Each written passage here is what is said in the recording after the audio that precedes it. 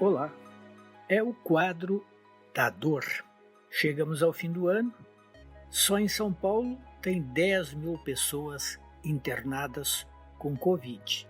E hoje o governo federal paga a última parcela do auxílio emergencial. E não tem nada previsto como renovação. De que viverão essas pessoas? Além do mais, temos 14 milhões de desempregados. Até baixou um pouquinho.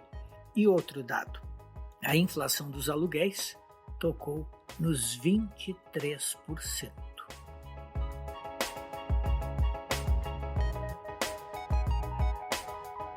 Resultado de tudo isso é que o Brasil está atolado nos seus problemas. Mas as regiões de comércio popular, nas grandes cidades, como São Paulo, estão lotadas.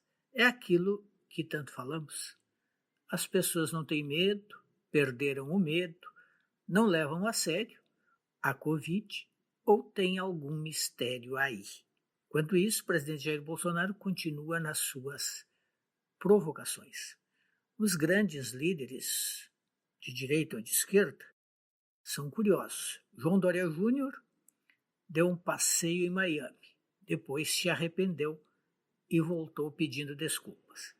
O ex-presidente Lula está em Cuba para um documentário. E o Jair Bolsonaro não para de viajar, faz parte da sua função, vai passar a virada de ano, se eu bem entendi, no Guarujá. A pergunta que um ser humano normal faz é: mas não dá para ficar em casa? Não seria interessante dar o exemplo ficando em casa? A verdade é que alguns questionam a necessidade de fechamento, de resguardo, de isolamento. Há quem ache que não muda nada. Os especialistas contestam, mas sempre tem algum especialista para dizer o contrário. E aí a credibilidade da informação já fica contaminada e quem quer desacreditar, desacredita. O mundo inteiro voltou a se preocupar tremendamente com a Covid. Na Inglaterra, por exemplo, apesar da vacinação já ter começado, o alerta está de novo no topo. Isso até faz com que um comentarista fique repetitivo. Covid, Covid, Covid. Tudo isso se embaralha com a política. O presidente Jair Bolsonaro disse que não errou em nada nas medidas tomadas contra a Covid. Não é a opinião de organismos internacionais, como a própria Organização Mundial da Saúde. Mas aí os bolsonaristas veem uma conspiração. A OMS seria chinesa, estaria do lado dos chineses e precisaria até mesmo ser profundamente reformada.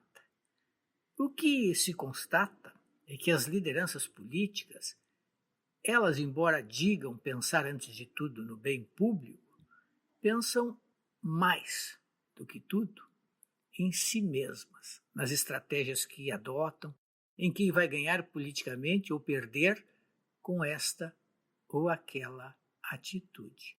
E assim as ilusões vão sendo perdidas. Confesso que em algum momento eu cheguei a pensar que mesmo que os políticos tenham e devam ter partidos, que eles seriam capazes de, em dado momento, colocar tudo de lado, conforme a gravidade da situação, em nome do interesse público, o interesse geral, o interesse da nação. Mas é difícil, quase impossível. Cabe também dizer que varia de país para país. O Brasil tem exagerado na dose. Por aqui, cada lado só vê o seu umbigo. Em outros países, volta e meia, conforme a maturidade política, até se encontra um terreno de conciliação. Por quê? Porque tem um cidadão mais atento e exigente que quer bom senso, consideração pela ciência e que não tolera a bravata. Aqui não. Atingimos o pico no descrédito em relação a tudo, a começar em relação à ciência. 2020 No Brasil passará a história como o ano em que a ciência foi questionada de alto a baixo. Nunca custa, para terminar, lembrar que, graças à ciência, sairemos disso, com as vacinas que estão chegando. No Brasil, lentamente, mas chegarão. Até o próximo.